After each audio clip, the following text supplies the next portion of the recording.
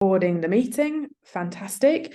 And that actually brings me to the speakers and some of the people that we have here in the network today. So we have an executive board for the Sustainable Fashion Consumption Network. That's Katja, Cosette, Samira, and myself. If you do have any questions and or want to be involved more, please do contact us as well. And today I'm super excited for our technology and degrowth debate. We've got two speakers on either side. So on the technology side, we've got Hildy and Courtney. And on the degrowth side, we've got Katja and Faith. And I'm just going to ask Courtney first to give a very brief introduction about her research and background. Of course, thanks, Claudia. So hello, good afternoon, everyone. My name's Dr. Courtney Crimes, and I'm a lecturer and researcher in digital marketing at the University of Manchester. So my research is very much centred on the intersection of digital and sustainable innovation within the fashion, retailing and marketing industry. So I'm particularly interested in how innovative technologies such as AI and blockchain can really help to shape the future of the fashion business, and in particular, help the transition towards a more circular fashion economy. Fantastic. And then I'm just going to move on to Faith. Hey everyone, I'm Faith. I am here in Copenhagen, but I'm from Grimsby in the UK. And I have a background in art history, but for the last 10 years, I've been working at the intersection of fashion and sustainability, and looking at what that public-private sector collaboration could look like. And I met Katja a couple of months ago. I've been a big fan of the network, so really happy to be here and hope everyone's having a good day so far. Amazing. Hildy? Hi everybody, my name's Dr. Hildy Heim. Much like Courtney, I'm also researching at the intersection of fashion technology and sustainability, and also in particular how fashion technology affects the small scale business. So that's the area that we've been working on collaboratively over the last couple of years, and we hope to continue to do so and look forward very much to talking to you guys today. Fantastic. And last but not least, Katja. Hi everyone, I'm Katja Vladimirová. I am a researcher at the University of Geneva.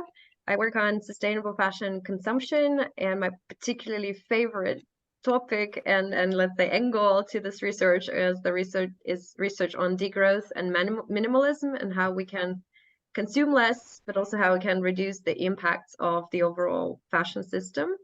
I'm really looking forward to today because I think there's a lot of interesting conversations to be held around the two topics. Fantastic.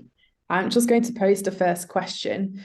So if we think about, I don't know, your top opportunity and or barrier towards your research, or what you want to address in the fashion industry.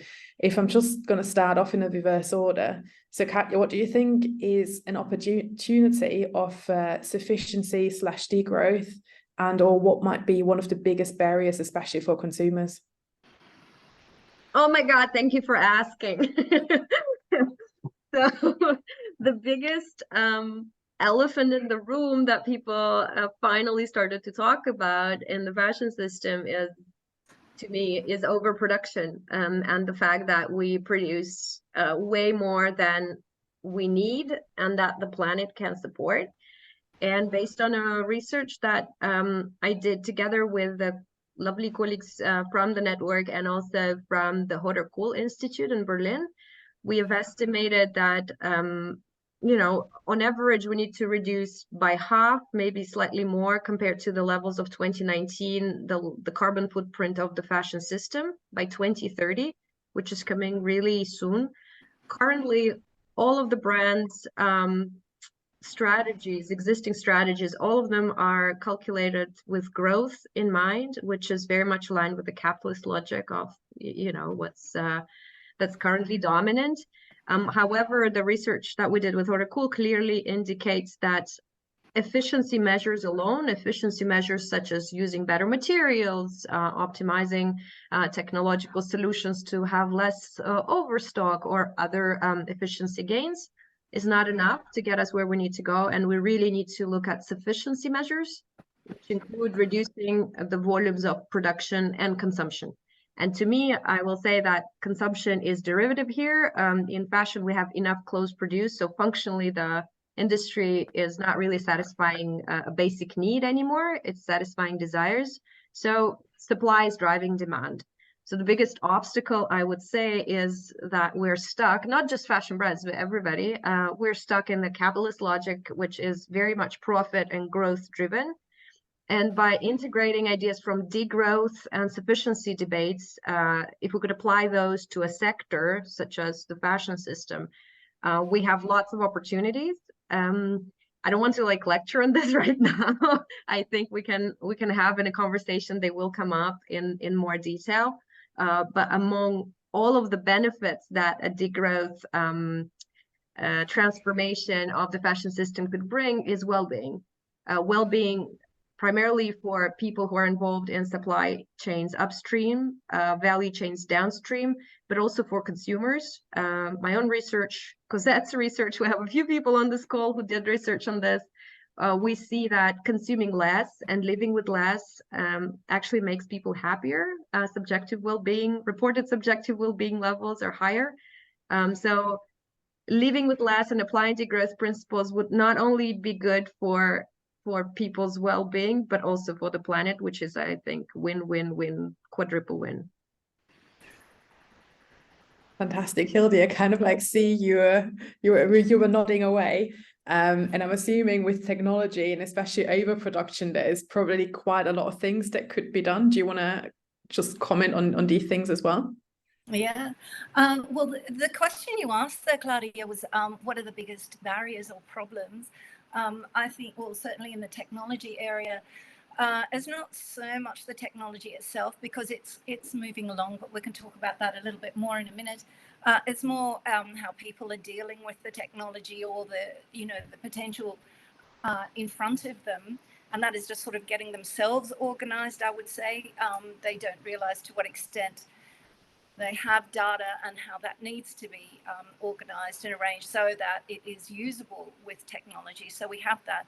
But that in relation to the things that Katia was just talking about really has a lot more to do with, well, what I'm excited about is AI, generative AI, and especially, sort of AI forecasting and so on, because I think that's really the area where we can just absolutely cut down on overproduction by saying, well, hey guys, stop producing that white t-shirt because nobody's going to buy it. If we can sort of harness that capability a lot more, that would be really great. There's quite a few different areas, but I'll stop there for the moment. Fantastic. Faith, do you have any other kind of like areas that you would identify that Katia already highlighted? So it's overconsumption, but also looking at well-being. Yeah, so many thoughts on this big question and big conversation. Building on what Katia began there, you could say that well-being is the biggest thing we can win from transitioning to a degrowth economy. But on top of that, it's also very simply about survival. I mean, our planet can't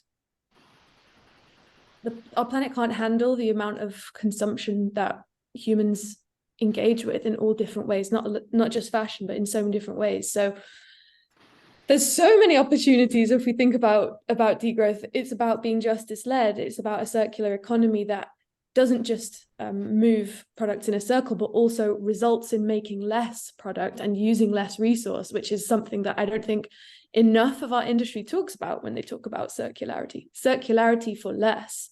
So moving away from something, the fashion industry, that is so much about extraction into something that is centering well-being and human justice, I'm down. That sounds really, really great to me. But when we talk about degrowth, we're asking the market to stop growing. And capitalism is intrinsically expansionary as a system. If it doesn't grow, it falls into crisis. And we see that every few years. And the people who pay the price for those crises aren't the people in the 1% of the ruling class that are, holding corporate power. So one thing I'm quite excited about in the shifts I'm seeing in fashion now is this real excitement and interest around policy in a way that I've never seen before, like people who aren't involved in political spheres being interested in talking about policy. I think this is a huge win because fashion and capitalism are inherently undemocratic because, you know, the ruling class decides what is made. But the more we engage in policy, the more democratic fashion can be. So I'd be interested to see what the tech speakers think about how to engage policy and technology, especially thinking about AI. Yeah, I'll stop there. There's loads to talk about, but to me, that's like, you know, it's hard working in the fashion industry sometimes because you're up against so much power, especially when you're trying to disrupt it with degrowth thinking and logic, like Katja said. But, you know, this movement towards actually engaging in democracy and policy is awesome to see. So that's a great place to find energy. Fantastic. Courtney, do you want to chip in? Yeah, absolutely. Thanks, Claudia. Sort of really echoing and building upon Faith's arguments there, I think it's so important that we're starting to see this shift in this conversation around sustainability and legislation. You know, we're starting to see pressures due to anticipated changes in EU legislation, which is galvanizing and propelling a lot of fashion companies to start to prioritize more circular production and consumption practices. And I think Industry 4.0 technologies such as, you know, blockchain, AI, etc., they do emerge as a crucial enabler for achieving these kind of degrowth strategies and this transition towards a circular economy. That said, I think, you know, blockchain is a word that has caused a lot of hype. I think in terms of its application, yeah, that is still very ambiguous with the fashion industry. You know, we're seeing reports, I've seen a recent report from the Interline that said actually it's about reducing the supply chain as opposed to just throwing blockchain technologies in supply chains, because that's just not feasible given how extensive and how vast the fashion supply chain is. I do think blockchain offers a lot of promises and, you know, with its integration throughout the supply chain, however, there are challenges.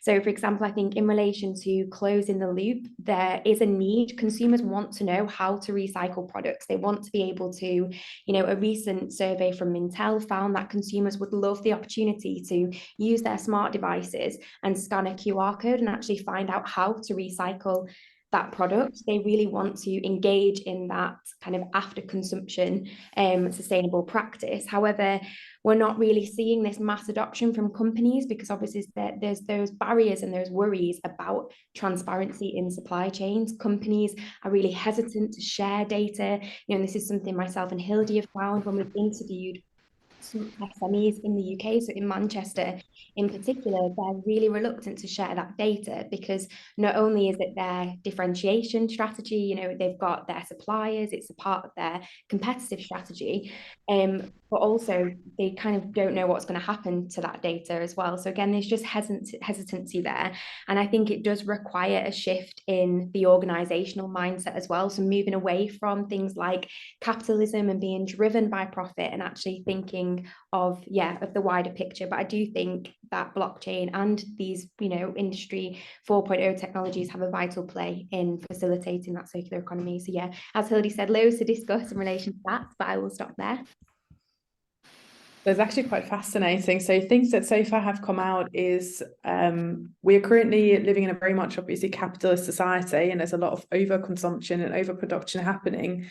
However, we also heard that having too much actually hinders our well-being, and there's also the survival need, not only for individuals, but also in terms of the planet. Because there's too much going on. But we also talked about a little bit about class and who's actually dictating what kind of garments are being purchased and or produced. And again, Hildy highlighted that, well, actually you could use technology for kind of like measuring how much is actually needed. Do we really need to produce something? And then Faith highlighted that there's also now a lot more interest in actually policies and people becoming more and more active. By looking at all of these different areas, do you think that technology research and also research on degrowth are two separate things? Or do you feel actually maybe they need to be combined in order to really address some of the problems that you've indicated? I don't know who wants to go first. Can I interject there, Claudia? So I think one of the huge problems with sustainability and technology, they are often discussed and researched as separate things, separate entities. They operate in silos, when actually the huge barrier that the fashion industry is facing is this lack of collaboration. So there's lack of collaboration with fashion companies, collaborating with tech companies to see actually how feasible this can transpire to be. How feasible is it to implement blockchain technology in the supply chain? If we think about the fashion company, they might not have that digital expertise. There's that digital divide there because the fashion industry is driven. It's not as driven as other companies by digital technology. So I think it's really important that these two huge topics need to be researched and need to be discussed collaboratively. I think collaboration is at the heart, and that is the way that we will move forward and see progress in this area.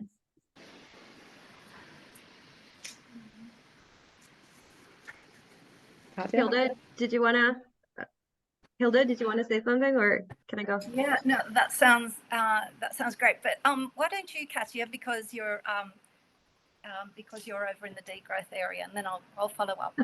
Happily. Sure. I've been actively involved in discussing the futures in the past few years, including a project that we did with people here in the school that Cosette and I co-led, Fashion Futures 2040, in which we were trying to imagine how the future could look like. Not necessarily in fashion, we did for fashion consumption, but there are other experiments that are happening in many places in which people are trying to envisage scenarios for sustainable consumption. And one thing that we find very often, this divide that comes up, is the divide between techno futures and the degrowth or sufficiency futures, which is something that I don't think people are doing this on purpose. It's just so many assumptions that are kind of sneakingly entering the conversation, and just somehow you end up with scenarios that are either pro-technology or pro-reductions. And to me, when we were discussing specifically for fashion futures, we had, I don't know, at least half an hour conversation about this. And we disagreed in the beginning, but then we agreed that technology and sufficiency, and I say sufficiency and degrowth kind of interchangeably. To me, it's about reductions of the material throughput, consumption and production. They are not mutually exclusive. They are actually complementary, and it is that would be very limiting and reductionist to imagine a world today that would evolve from a world of today into the future that would not involve any technology. A world of reductions included, unless, of course, it's a post-apocalyptic kind of reduction, completely involuntary. But if we're speaking about voluntary reductions, which degrowth conversations are about, if we're speaking about planned reductions, voluntary, democratically negotiated reductions of throughput, then I don't see how and why we would exclude technology. And technology can serve us in sufficiency scenarios in so many ways. Technology can be so helpful in terms of optimizing our ways of consuming less, starting from being an educational resource, moving on towards peer-to-peer exchanges and facilitation of local, interactions among like-minded people, community swaps, sharing economy at a local and more kind of larger level, etc. So technology can, my knowledge about technology is quite limited, so I may come up with like really banal suggestions. I'm sure that Courtney and Hilda would have like a wide range of things that can come out there. But to me, I think it's really critical that we acknowledge that the divide between technology and a technology-oriented future and degrowth-oriented future is artificial, and we should absolutely resist, attempts to oppose the two, to have this juxtaposition, which is not, it doesn't have to be like that. It can be very mutually synergetic, and this coexistence can evolve really beautifully in the future. Yeah, I completely agree, Katya. That's great. You're absolutely right. If anything, technology can be seen as an enabler for all of these things, for anything that we choose it to be. You know, it doesn't have its own life, believe it or not. It's not a robot yet.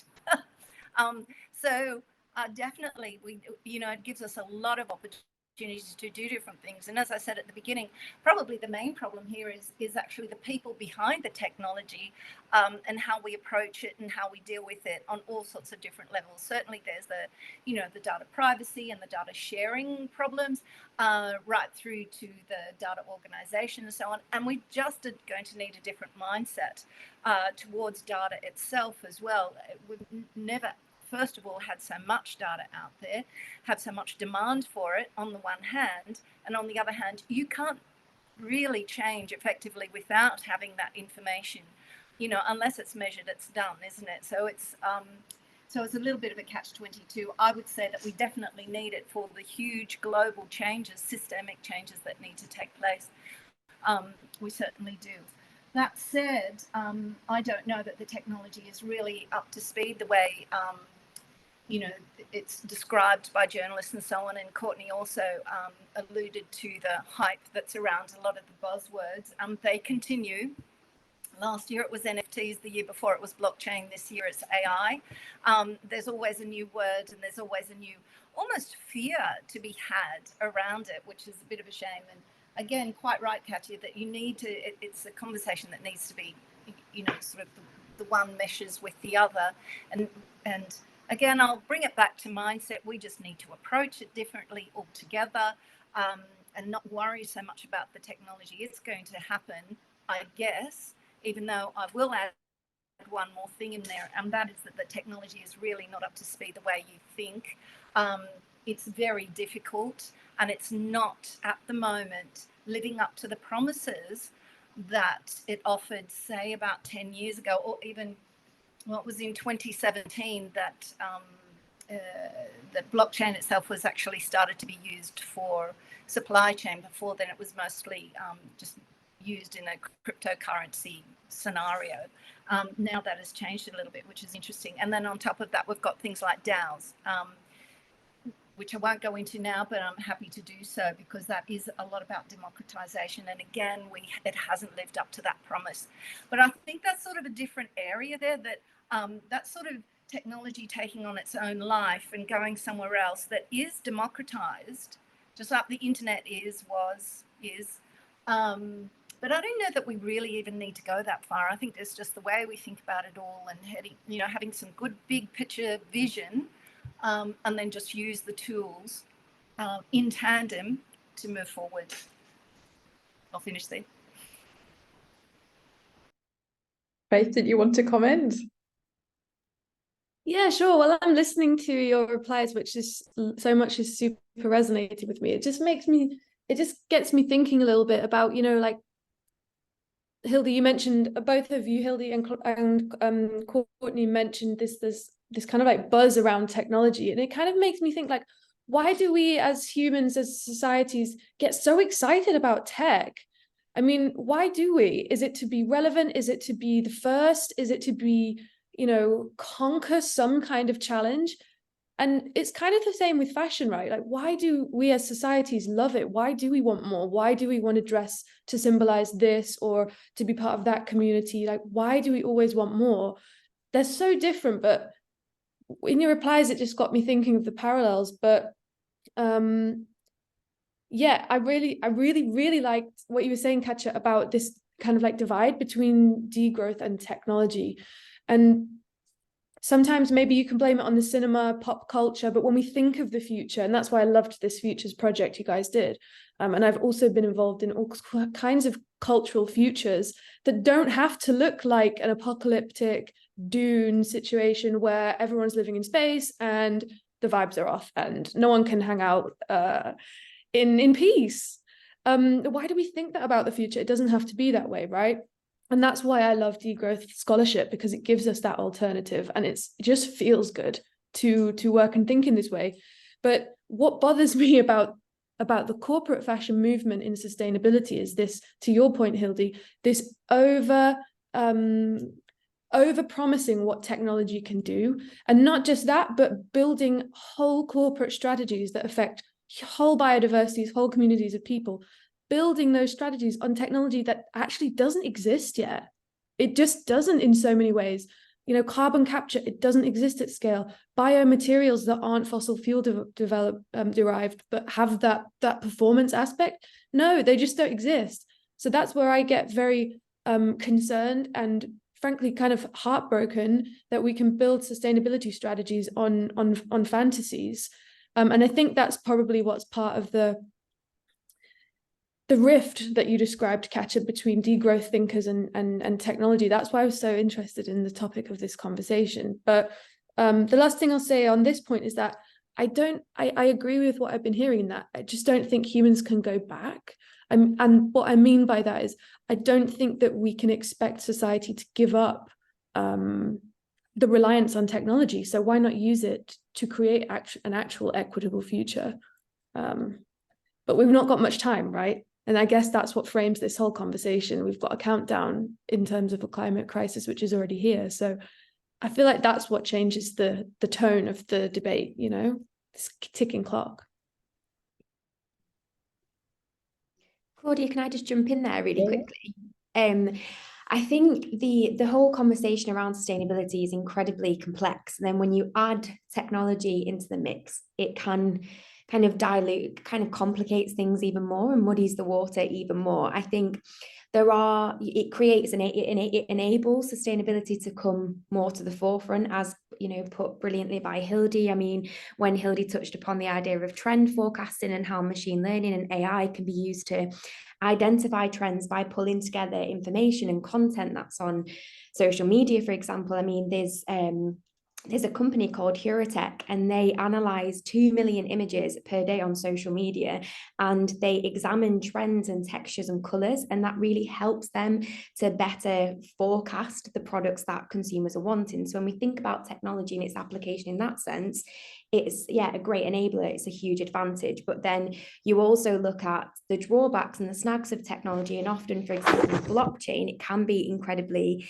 energy intensive. So I feel like there's not an all-encompassing solution in that sense, and that is probably why when you talk about degrowth or sustainability or the circular economy and technology, they are often treated as independent things, when actually I think it's about bringing those two topics together and seeing how they can work collaboratively going forward.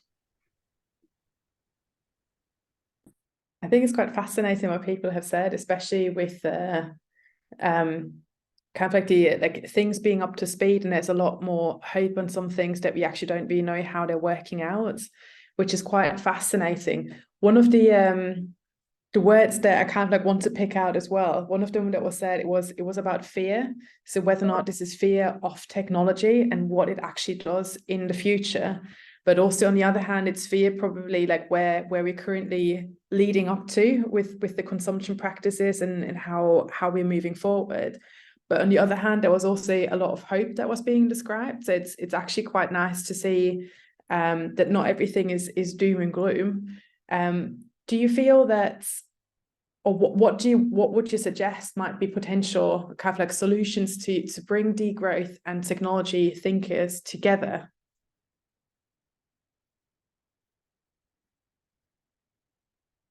I'll just jump in and quickly say that I just think you need case studies, like you need projects, and that's what I think that this network's really good at. And it's clear that some of you have been collaborating, and a lot of people watching kind of like working together. To Courtney's point on collaboration, it's just like one thing I struggle with working and trying to bring degrowth principles into a corporate fashion setting is there's no case studies where it works. I mean, that's a general point. But you know, like having projects and plans where you can explore is so important, because then you start to realize that this rift isn't actually quite as big as you expect, right? Like working groups, projects, case studies. The industry definitely needs more of those.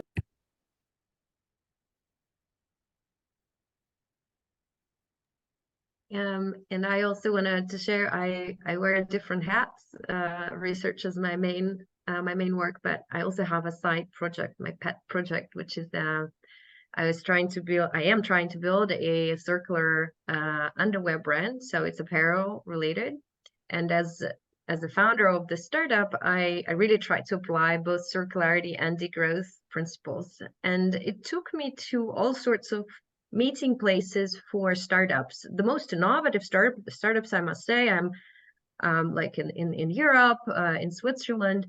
And I need to tell you how far these thoughts that I brought from academia on degrowth are from what actual startups are doing, and how hard it is to explain to, and they're not even like a corporate environment. I would say this is like the forefront of business. These are people who are innovating themselves and trying to solve. These are also startups focused on sustainability and circularity. So out of all the different startups, these are more susceptible. They're more susceptible to changes. And the reason why it is hard to say to speak about this is because, like Faith said, there are no successful case studies.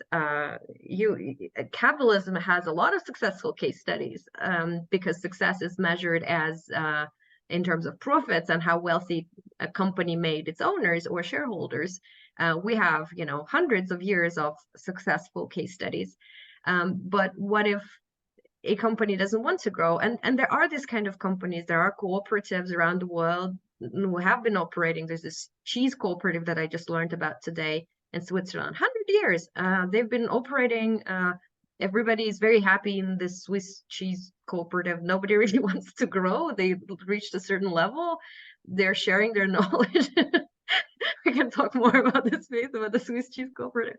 But actually, if we look closer, there are these companies, but they are not the front runners in terms of profits, and that's why they don't make it to the Forbes 30 under 30 or whatever, 50 under 50, the most successful stories. But I think we need to dig them out. We need to talk. We need to involve people who are currently creating things, who are on the front lines of rethinking business models in fashion, in others, and especially the tech startups also, because there's a whole bunch of the kind of startups that are trying to come up with tech solutions for sustainability challenges, including in the fashion sector.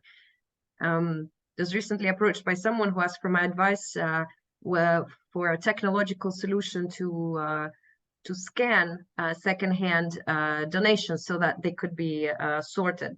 And I know for a fact that this is a very tactile skill that requires a pair of human eyes, and it's impossible to do a value judgment on the state of or a brand when we kind of, lots of things they still require human touch, and sometimes technology is just not a way to go. But so much capital is attached to technological solutions, much more. If a solution has a tech word in it, capital, venture capital is going to back it up, whether it is, like Courtney and Hilda said, whether it is actually helpful or not, whether it's actually going to bring sustainability improvements or not. So we have a lot of this oversupply of funding for technology-focused startups, but the startups that are innovating with this new business models, they don't, unless they're focused on tech, it's really hard to attract funding. So this is one of the issues that I think needs to be overcome. We see slowly things are improving with angel investments going into more forward-thinking startups, but also kind of medium enterprises that are experimenting with this, changing the volumes of production, rethinking their ownership structures, and so on. There's really a lot happening on this side, on the business side of degrowth development. But yeah, I'll stop here because I'd love to hear what Hilda and Courtney think about it. Yeah, just to jump in there, I think you're absolutely right, Katia. From the perspective of looking at these huge conglomerates, for example, we've got several fashion brands, including, Pangaea, Chloe, Mulberry, Net-a-Porter, etc., who have established partnerships with startup tech companies such as Eon or Fibertrace, which ultimately provide this digital foundation for tracking product life cycles through the creation of digital passports or product IDs. But I think it's really important to note that these are only being implemented and experimented with capsule collections. So they're not actually rolling this out as a bigger initiative and a bigger project. They're just being like a trial and tested, but we're not kind of seeing what are the results from that. Why is it only being limited to a capsule collection? Why is this not being implemented on a larger scale? So I absolutely agree with you on that. And I think it's really interesting whether that is through, you know, more funding or through more experiments with partnerships and collaborations, etc. But yeah, at the moment we're very much seeing, predominantly in the luxury sector as well, just trials where, again, it's very much centered on these one-off strategies or these one-off capsule collections. Hildy, would you agree with that? Yeah, thanks, Courtney. I definitely agree with that, and that's what we've been seeing, isn't it? It's just these sort of mini trials and pilots and so on. And I suppose you have to start somewhere. That's fine. But again, just today I actually completed a survey about supply chain transparency. I just thought, I'll see what they're asking here. It was very interesting because what it was asking for was asking me as a firm, as if I were a firm, and like, what would my priorities be? And it's still the old story, really. The priorities of most firms is to survive, especially now, is to make a living, okay? Whether they're sustainable or not, whether they're tech or not. And potentially you could argue that, the ones that are the luxury brands, or the ones that are a bit more comfortable, for want of a better word, they might have that ability, that capability, just to stretch a little bit further. And because they can do that, then they will be the ones that that will be first in market and be able to implement, and then they'll have a good story which brings them further ahead, and so the story goes. But at least they are offering sort of some examples or some models of what potentially could happen, which is great. But on the other hand, we have got this kind of problem, and I know, Katya, the degrowth word is a little bit problematic, especially amongst a lot of businesses, because to them they instantly think, what, you want us to shrink? That's not what we're here for. We're here to make money, right? And how often have we heard that? I would suggest that slowly, and it's probably, would start in academia, just like we're doing now. It's that shift in values. I'll say one more little story, and that is that I recently went to a conference where there were a lot of business people, and one of the presenters talked about, for instance, secondhand being sold in China. And apparently it's still very undervalued. It's almost poo-hooed. They don't want to buy secondhand because it's sort of stigmatized and all this sort of thing. Now, wasn't that the case, let's say in the West, for want of a better term, only a generation or so ago? Like, maybe your mother or your grandmother or so would think, oh my goodness, I would never buy secondhand. You wouldn't see me dead in it. And yet now it's quite commonplace, if not sought after, called rebranded vintage.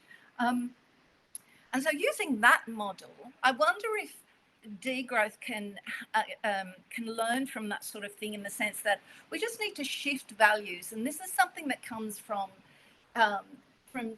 almost lessons in marketing. We can, sort of, marketers can push that around and say, okay, from here on in, we don't want to have things that are sort of growing, and it's like not having brands on clothing. That there is a moment now where people are not wanting to see that. So maybe that's what we're needing, a sort of a stronger push in that direction. We value things that are not necessarily showing growth and being on the Forbes 500 list. Rather, we find value in other things, back to the triple bottom line. There are other values to be had out there. So just a suggestion, I know it has nothing to do with tech or sustainability as such. It's just sort of a look at how we as a society view values, model that, and maybe the rest of the world catches on bit by bit. Don't know, just a thought. It's super fascinating, and I think there's actually links to some of the comments that have already been made in the chat, and also like the questions that have been asked. So one of the first question, which I think links quite nicely to the point that you just made, Hildy, is, do you think sustainable consumption is really possible as long as fashion businesses push people to buy? It's probably quite a big question. No, it's not. No, it's a great question. and I apologize. I have a very needy dog. He's just going to be part of it. I'm sorry. No, of course not. And we see some really wonderful efforts right now that are really consistent with a sufficiency and degrowth paradigms in marketing itself. Marketing and PR. Initiatives like the purpose disruptors, in which marketers realized at some point that the better I am at my job, the more stuff is sold, and actually the worse I do it for the planet. And I always like to think about, I don't like to think about the industry or the marketing, people. We're all people who play different roles. We can have a job in marketing or in the fashion industry and for a brand or a supplier, but we're also moms or dads and sisters. We're also citizens. We all have different roles, right? We play in our life. There's a whole concept for this in sociological theories. And in our roles as consumers, yes, we can take certain decisions, but we are also getting information, and we play the role of being a responsible citizen. And also people in marketing and in brands who are used to having this kind of push for overconsumption, they're also rethinking things. At a recent industry conference, I really felt there was a strong kind of cognitive dissonance among people who work for larger corporate entities, who felt that this is wrong. This is the way what we're saying on stage and what we're saying in the corridors is quite different. So I think that the future of marketing, the future of communication related to sustainability and degrowth is going to be different. And it's not just that just the communication of a brand, the narrative should change. It's actually the underlying business models should change as well, and then the communication should follow. It's not the other way around. I think this also fits quite nicely with saying that in many cases it's necessary to actually have technology included, for example, in sustainable and circular fashion business models, which I think goes also back to things that Courtney and Hildy have said before with, for example, like AI technology or any other technology actually saying to you, do you really need to produce this, and or how to regulate it. I'm just going to push this question. Courtney, do you think there is an issue around funding technological innovation, seeing that the costs involved are huge, especially when you're working with AI? Finding a specialist that can build machine learning frameworks can also be quite prohibitive. Sorry, Claudia, did you say you'd direct that question at me? Yes. Yeah, you broke up then slightly, sorry. Absolutely, I think it will take a lot of resource, financial resource and time to train people to use these technologies. That expertise isn't always readily available for people that work in the fashion industry. So I absolutely believe that there needs to be more funding. I think there needs to be more provision in terms of education and things like learning how to work these technologies, how to develop back-end coding and to understand that. I think there is that huge skills gap that we're currently seeing, and that is a part of education as well. So absolutely. And I think just kind of echoing the point that Katy has said before, ultimately people will always want to buy fashion. I think that's something that we can't unfortunately avoid. Fashion not only has a utilitarian function in the sense that today, for example, in Manchester, it's absolutely freezing. I need clothes to stay warm. It serves that functional purpose, but also it's a source of communication. People want to say something about their identity, who they are through their clothing choices and through their consumption habits.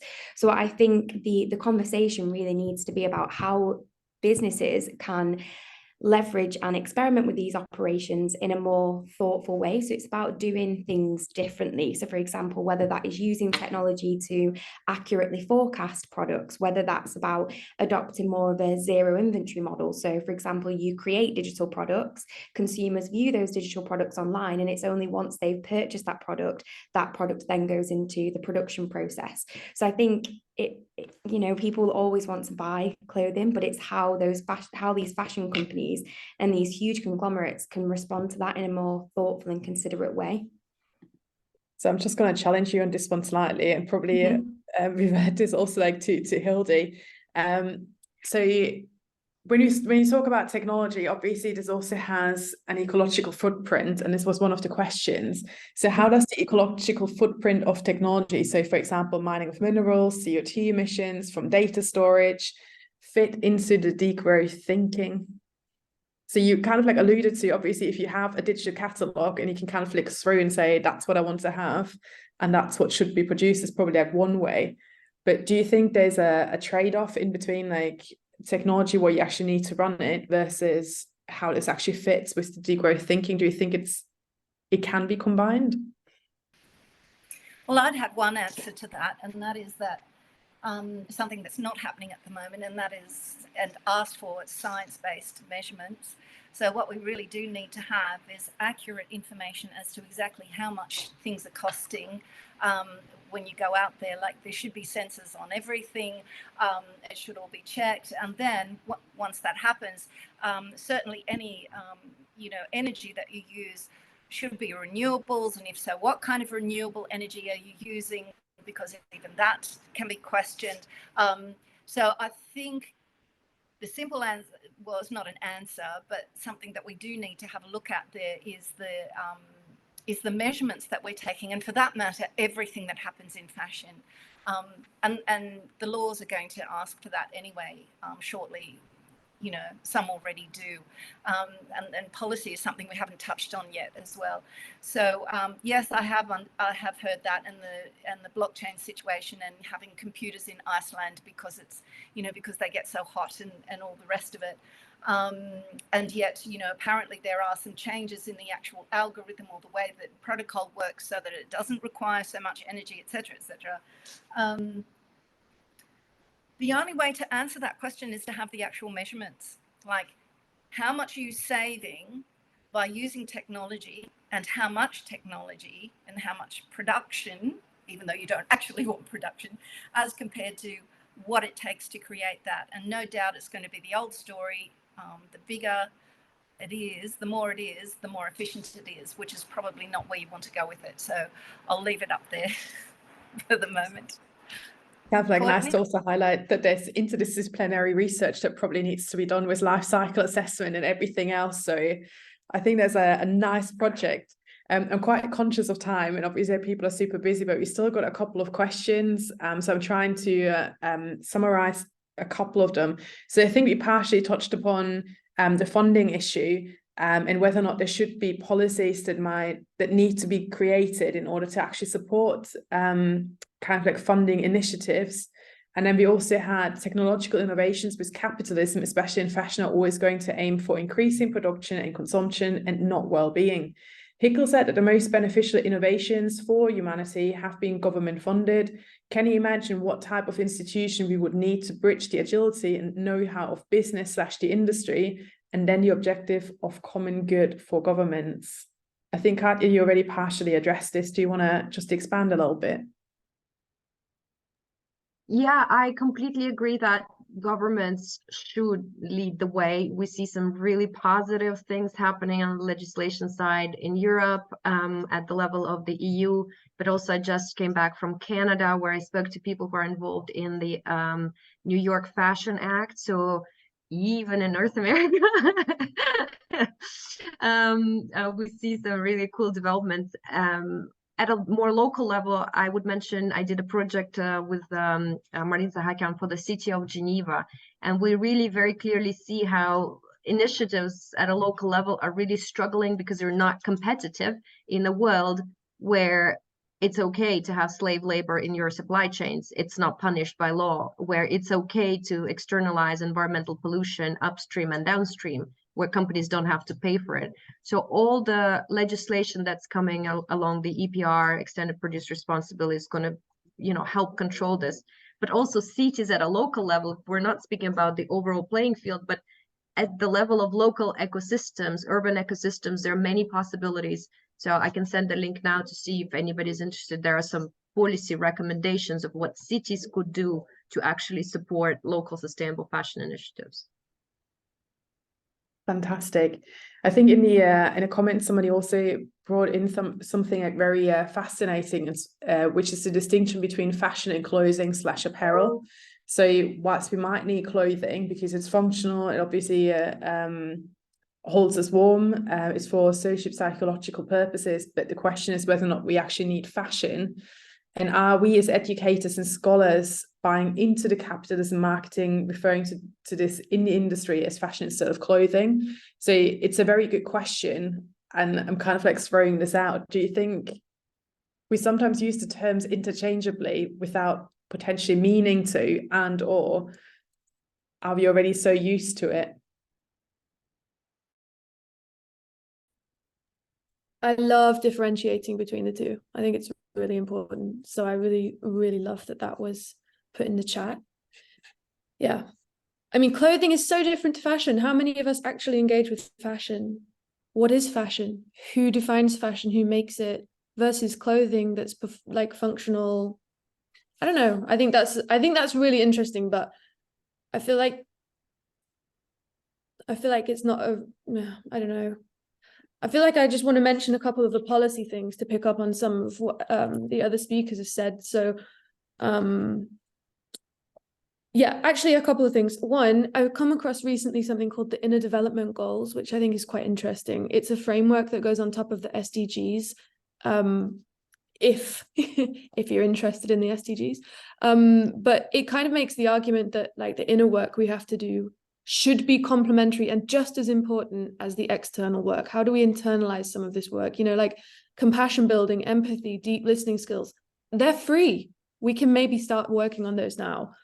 Other policy things is the EU Waste Directive, which is a great thing that I celebrate as much as I can, because here in Copenhagen, you know, to your point, Katja, on city infrastructure, you know, we've got textile waste bins in my neighborhood now. I'm just like so gassed on it and celebrating it all the time and telling everyone I know.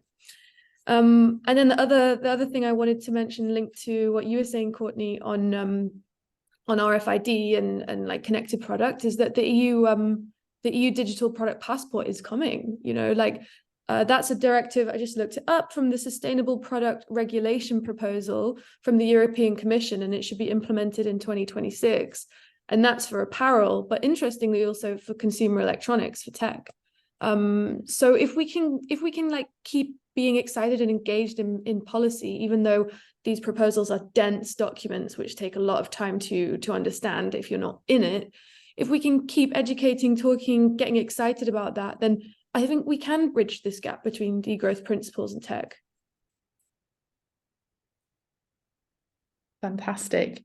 And I think the last question, which we probably just about can squeeze in 2 minutes, when it comes to consumption, do you believe that behavioral change is possible? And how do you see the role of technology facilitating this? Courtney, I can see you want to answer this question. I think it's the acceptance of technology. I think that, yeah, the more we understand it, the more it is being used by fashion companies. I think the more consumers will accept that technology and it will become very habitual.